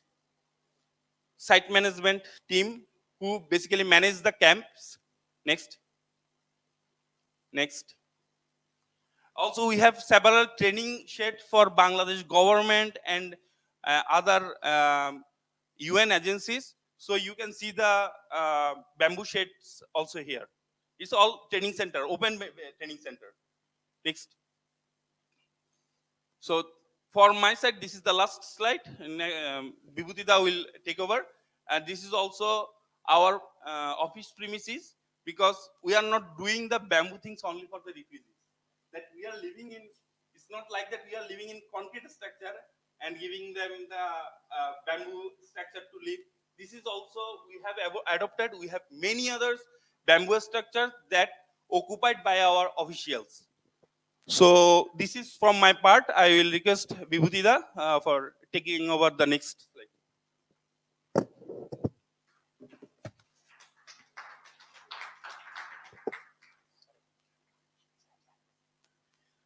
Thank you, Tonmoy, and very good afternoon, everybody. So I like to present our IOM bamboo treatment facilities. So please, next slide. Next. This is IOM bamboo treatment facilities. It is in Teknaf, Upazila. It is around 19 square meter, 90,000 square meters. Next. So why you teach at bamboo? Tonmoy described 2017 and 18 we use Rohingya camp untreated bamboo near about 24 million bamboos. So government of Bangladesh and shelter sector decided so use treated bamboo in everywhere in camp area, and we treated bamboo for insect and fungal free. So next. So our facilities capacities is daily capacity of 2,500 columns per day, and monthly capacity is 60,000. At full capacity of 440 host community worker are engaged the facilities. Next. So we treated bamboo maintain some step. Here is a summary, and I go through one by one. Next. So this is the quality section. When vendors supply the bamboo, we check our quality according to our specifications. Next. So this is a cutting section. So we ensure this section our specification 20 feet. Yes. Next. So this is a cleaning section. This section we cleaning the nose and scrub for absorption of chemical. Next. So this is mainly drilling section. We drill the inner node for absorbing chemical. Next. So this is washing station. Next.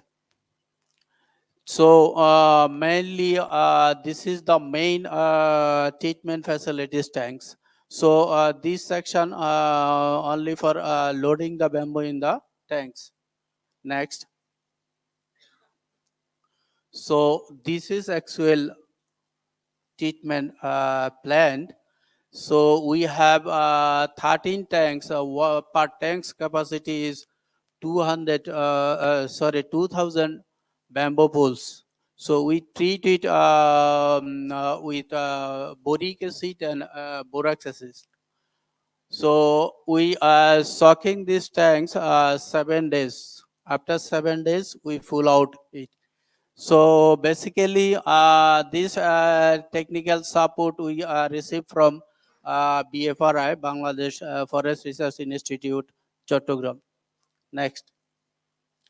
So after after 7 days, we pull out this bamboo. Next.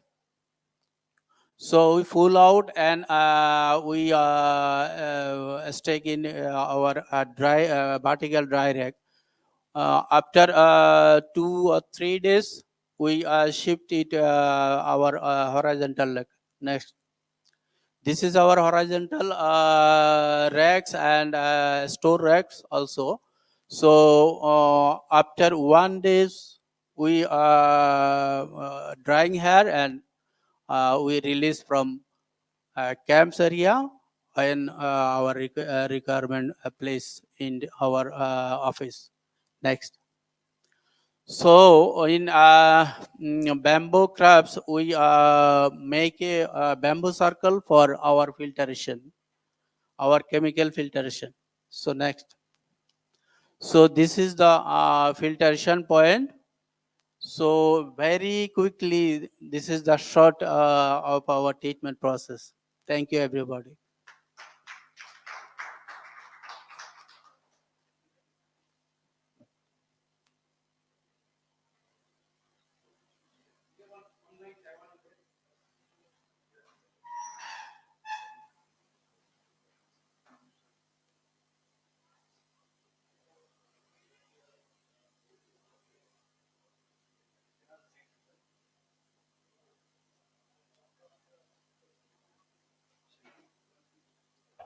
Hello, Mr. Shi-Ming. Are you hearing? Also, Yes, I'm ready. okay, So, now, okay, so it's my turn now. please, you can go ahead. Okay, Okay. now try to share my screen.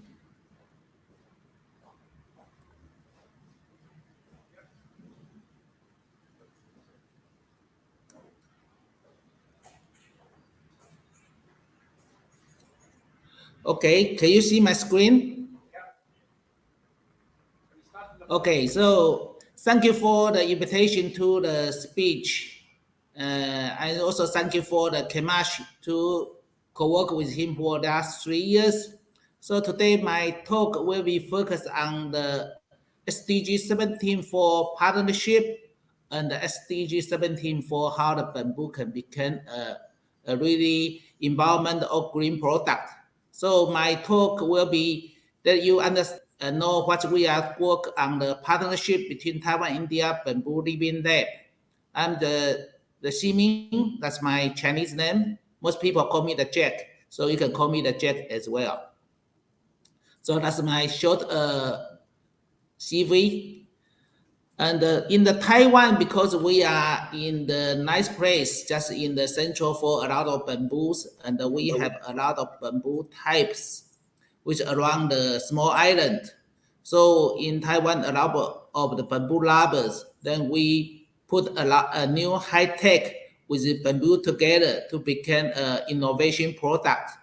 So this is one of way which we are in Taiwan, we think the bamboo, and we call it modern bamboo for modern times. So a lot of us, we are working on how we can put a new technology with bamboo together to have the new innovation product and the new treatment for the bamboo. And it's like everywhere that's bamboo, a lot of abundant bamboo, even in Taiwan. And we try to catch bamboo in the green year, how the bamboo can do the CO2 emissions and then produce a new type of product for the commercial market. to make a bamboo village. They have the better economic and grow up. So this is one of the example which we are doing is people join our teams. They will think the opportunities, just like in everywhere we are stopped to using the plastic. So we are thinking how the bamboo can replace the plastic, etc. So many successful new companies is coming. They to think how we can treat the bamboo as a new product and replace plastic. So some of the technology which we are working in Taiwan, that's several new equipment for the bamboo industries, and also new way when we introduce the bamboo to the market and help the bamboo farmers or even the bamboo factories, they can sell their product around the world. This is some of the type of the product which you can see in the Taiwan market and also some part of the world. And they are using the new manufacture way to produce the bamboo product. It's within the much efficiency and also with a lot of new technology inside. So that's part of the way we are working on by using some of bamboo charcoals to become the bamboo biofuel or bamboo vinegars. So that's the action in Taiwan, especially from the universities. Then we are working on the bamboo. That's one of our so-called university social responsibilities, which we try to make the society really understand how the use for the bamboo, how the bamboo can more eco-friendly, and also put the bamboo replace practice in action to make a student or young people, they think the bamboo can be the future for the environment and the future for their life. So that's one of the way we do is we create several, we call it bamboo living labs in Taiwan. So this is part of the, outside the university, we create about 5 living labs which surround the universities. Then students can go to the living labs to do some experiment and knowing how the bamboo can work in the forest or in the village, etc. And today I think I'd like to share the partnership which we are co-working with South Asia Bamboo Foundation, which founded by Mr. Kemash Salam in the Indias. So that's a living lab that's established in the northeast state of India. And for the National Zhongzhi University in Taiwan, we established one research center in the Punjab IIT Robot, and the one in Chandigarh for the living lab, and also one in Chennai. So the 4 places that's which we are built living labs and co-work with Indian friends to try to build up a new way for the partnership between Taiwan and the Indias. So what means the living lab? That's one of the innovation ecosystem for real life, and using this for interact with your society, then make all the product within the life cycles. So it's one way of the lab which that student can really go into the fields, especially in the bamboo fields, and learn how the traditional way we take care of bamboo, etc. So that's the beginning stories for how we work with the Kemash and how this is work. And also within this partnership by using bamboo, I think that really can create a lot of friendship between each others. And also we are supported by the Tata group in Taiwan. They also support a lot of our event. So that will be a good way to link university, society, and the industry together. So this is a new book which is all published by South Asia Bamboo Foundation and our team in Taiwan. And each year we have this a yearbook and show the people how we can co-work together. So that's a short videos. I try to play that you see the the living lab. And I think it's because the time is short. I just quick play that you can see. And if you cannot see the videos, just let me know.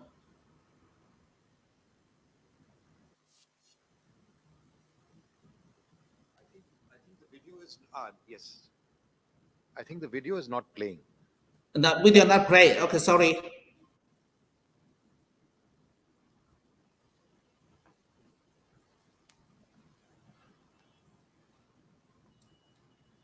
Then hold on a second. Can you get help? I share again for the videos.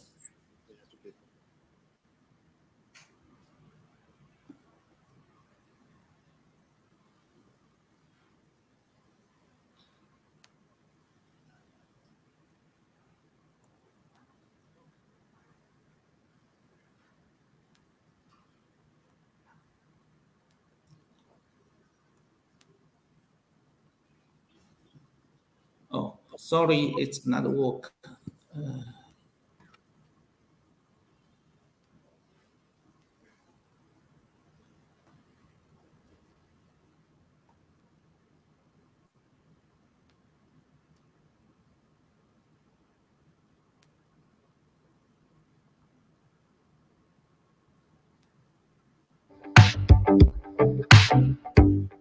India-Taiwan Bamboo Technology Living Lab has built up to cultivate international bamboo industry talents and establish new bamboo value chain in 2020. We've set up 3 practice fields within National Chongqing University, including Center for E-Manufacturing and E-Commerce, Bamboo Charcoal Technology Practice Maker Base, and Center for Nano Biodetection. South Asian Bamboo Foundation's goal is to facilitate the development of new partnerships and alliances to advance the cause of bamboo. Living Lab is based on user-centered innovation and develop international bilateral or multilateral exchanges and cooperation on SDGs. First practice field Center for E-Manufacturing and E-Commerce combined with IoT. Here, Bamboo Robot sells eco-friendly bamboo products and has successfully promoted awareness of eco-consumerism. Second practice field, we have Bamboo Charcoal Technology Practice Maker Base. Bamboo charcoal mechanical kiln efficiently increase production value and produce bamboo charcoal and bamboo vinegar. Last practice field is Center for Nano Biodetection. It is mainly focused on bamboo and bamboo charcoal tests, developing chemical application. Combine biotechnology and eco-friendly materials. We apply bamboo charcoal to aquaculture. A state-of-the-art theme-based museum for demonstration of traditional bamboo processing skills of the rural population of the Northeast. The museum will be able to give an overview of the world, the rich diversity of bamboo handicrafts, and utility items available and used by different ethnic communities in the Northeast. In the future, India-Taiwan Bamboo Innovation Living Lab plans to work on talent cultivation and cultivate professional bamboo talents.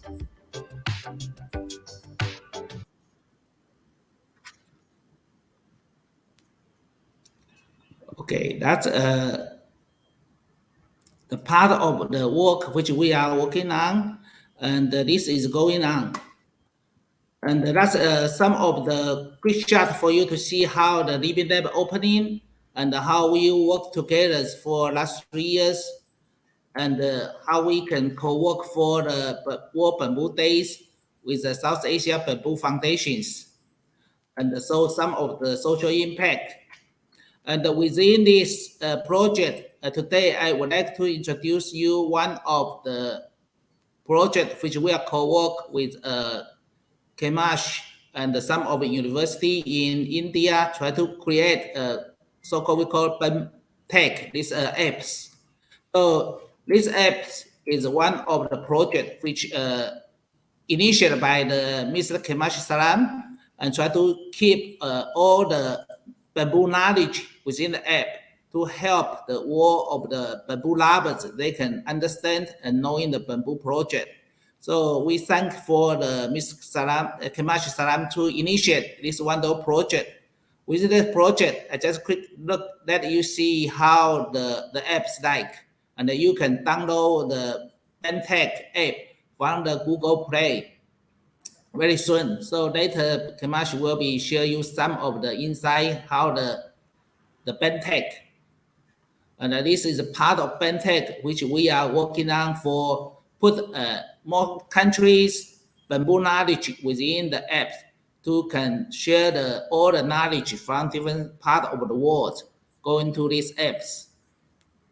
And within this app, one of the key value for the university is we can invite the student through the living lab, join the exchange to build up this kind of the apps. So this is last 3 years, we have many students from India and Taiwan. They can work together, try to looking for each country's their bamboo knowledges. They can co-work together to build up it. So this is 2020, this 2021, and this is 2022. So this became a good platform for us, students, and also for India students, the young people. They can inspire their ideas about bamboo and look for the new idea in the bamboo for the futures. And in the 2024 World Bamboo Congress will be in Taiwan. I welcome all of you who are love bamboos come to Taiwan to attend this World Congress. Thank you.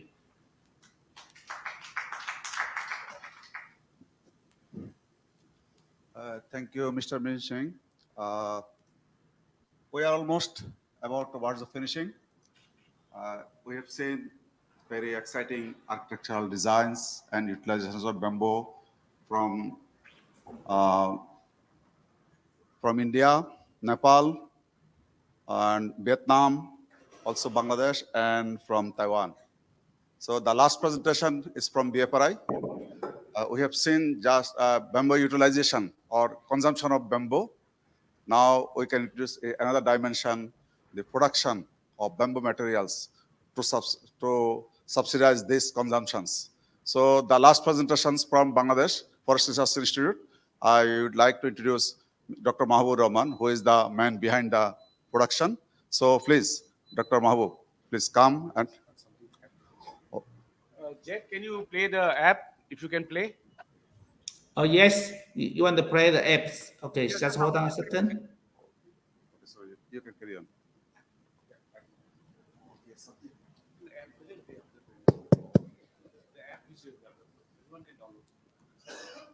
Good evening, everybody. Respected chair, co-chair, delegates. 1 minute. You can finish this presentation within 8 minutes. Okay, thank you. I will try to my best because I am presenting as extra. I think so. So, okay, thank you, sir. Actually, I am from Bangladesh Forest Research Institute. Can you give me the remote that I can go fast and focus on selective slides? Otherwise, it will take time. Oh, so you go fast. I will go.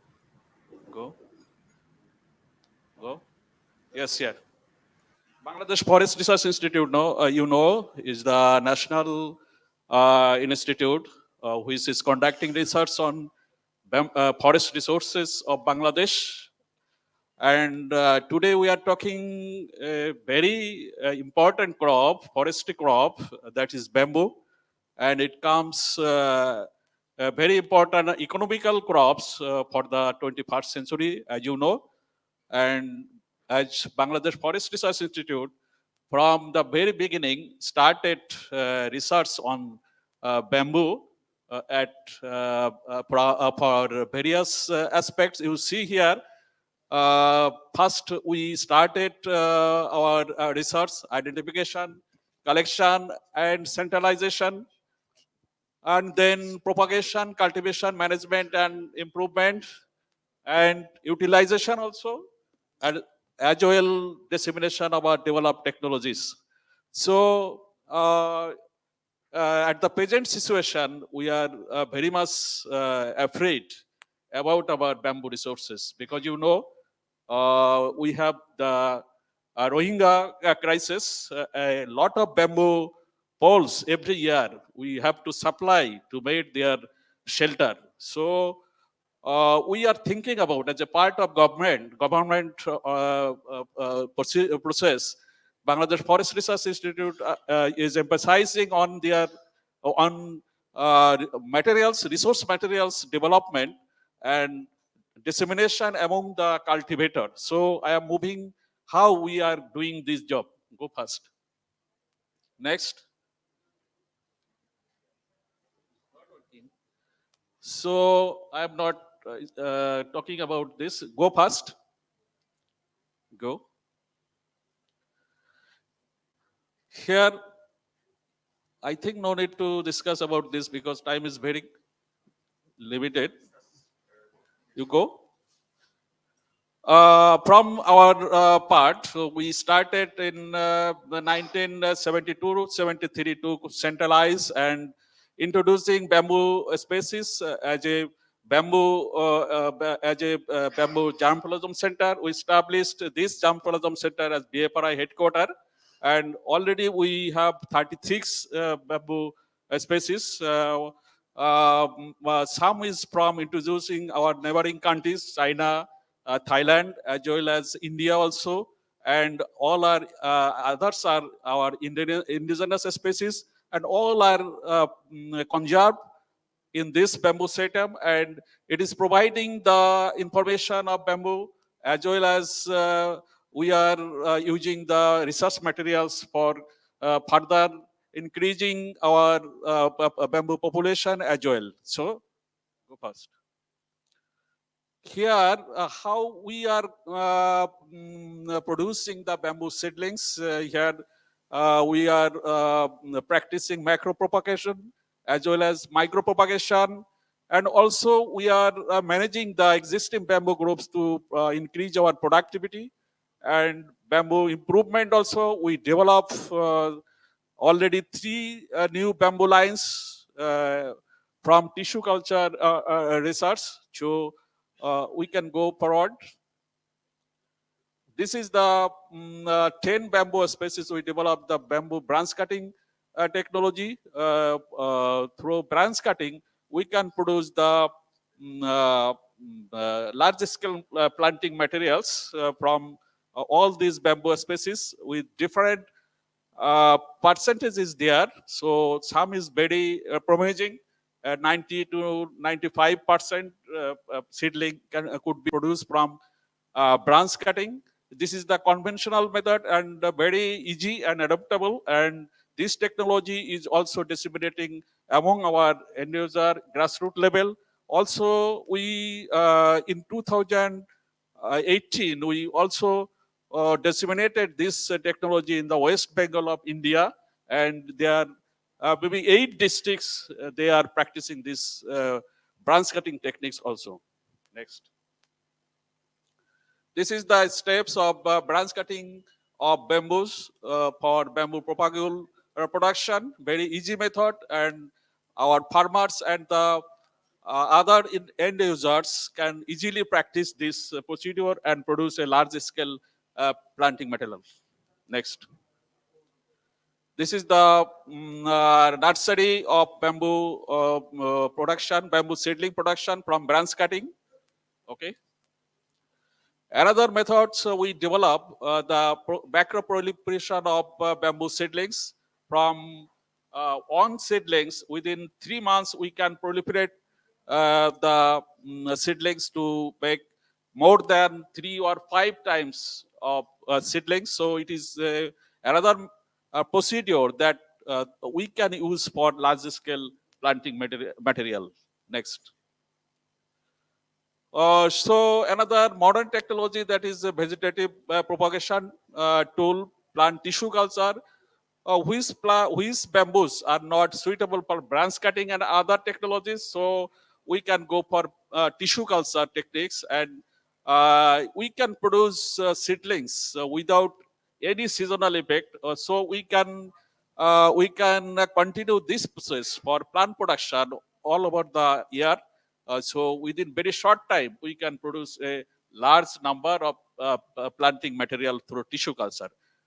Through tissue culture, we already developed 14 bamboo species of our country, and these the seedlings also distributed to our planters, and the field performance of tissue culture plantlets is very promising.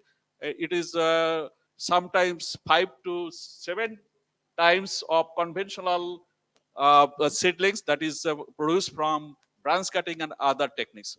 So next, here the bamboo species which we develop tissue culture protocol.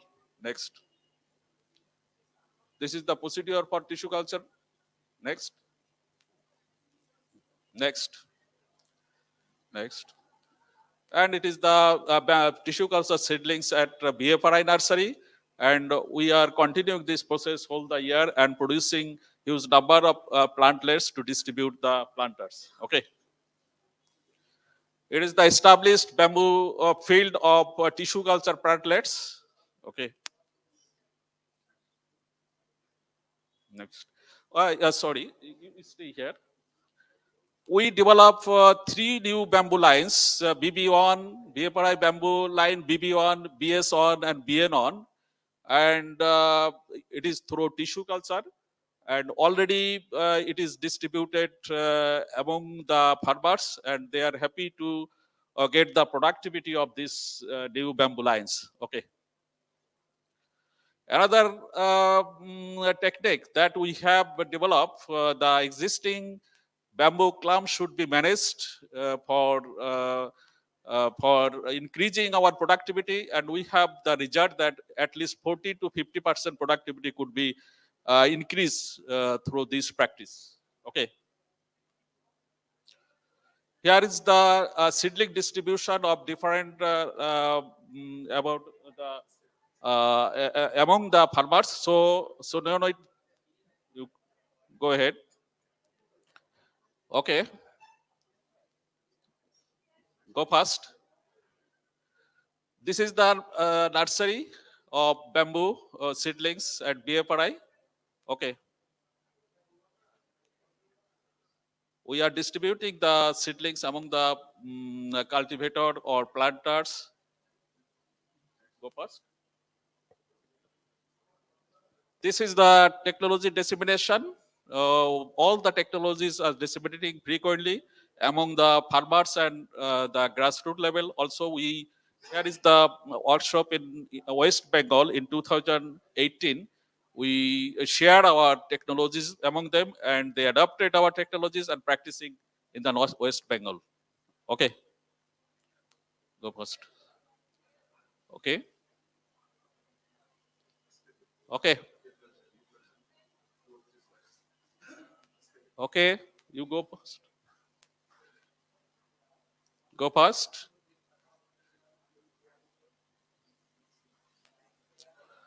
We have also practice on bamboo utilization. We developed some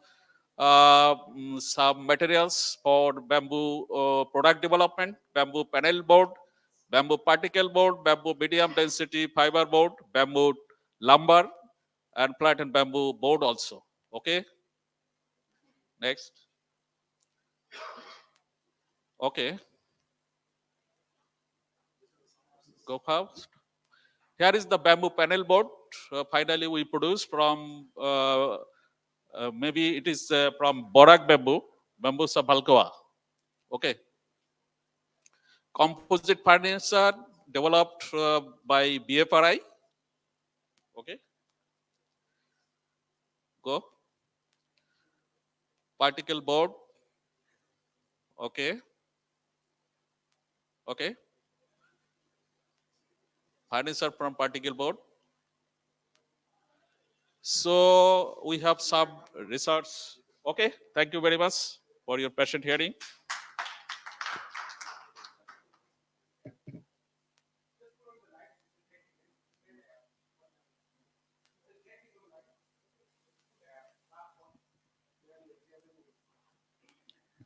Dr. Huang, are you there?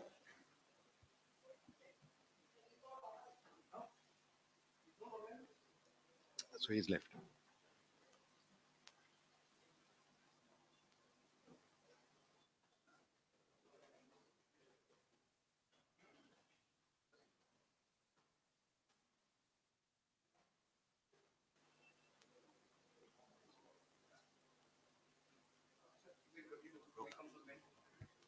Is he coming online?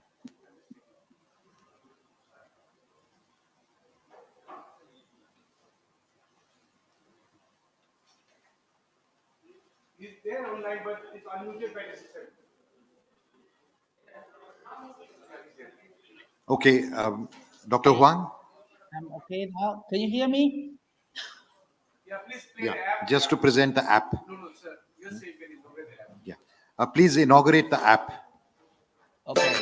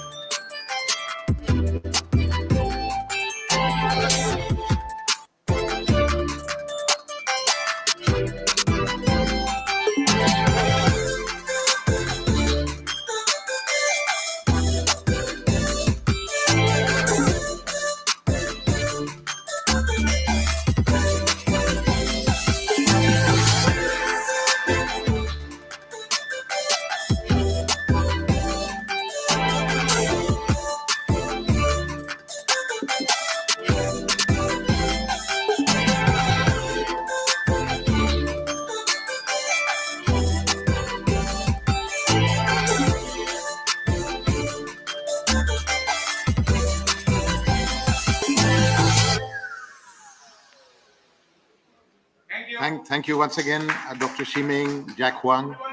Thank you very much. Thank you. I need some Bangladesh students to work on this. Do you want to take the floor? You're welcome. No, if you want to. Okay, let's. Thank you all. Thank you very much for your patience. It has been a long and extended session, but I must say, at least I found it very informative. And in the 3 bamboo sessions that we have had, so marvelously curated by Kamesh Salam, I think we've covered a lot of ground, from climate change to livelihood issues, to research and development, to lifestyle, lifestyle furniture, to design, to architecture, to disaster relief, and also, of course, a slightly curtailed presentation on what the Bangladesh Forest Research Institute is doing in the area of bamboo research and propagation and development. So thank you all very much for this, and my strongest compliments to Mr. Salam for putting together and curating these 3 sessions that I think together have been really comprehensive.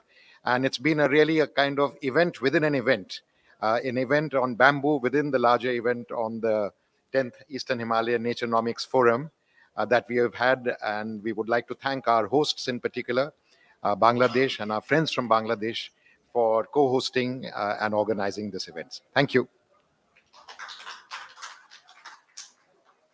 And of course, nothing would be complete without a really hearty thanks to all our participants and presenters. And I forgot to mention the area of trade and investment. Right. And, I forgot to mention there the area of entrepreneurship and investment, which didn't belong to this panel, but to the other panel.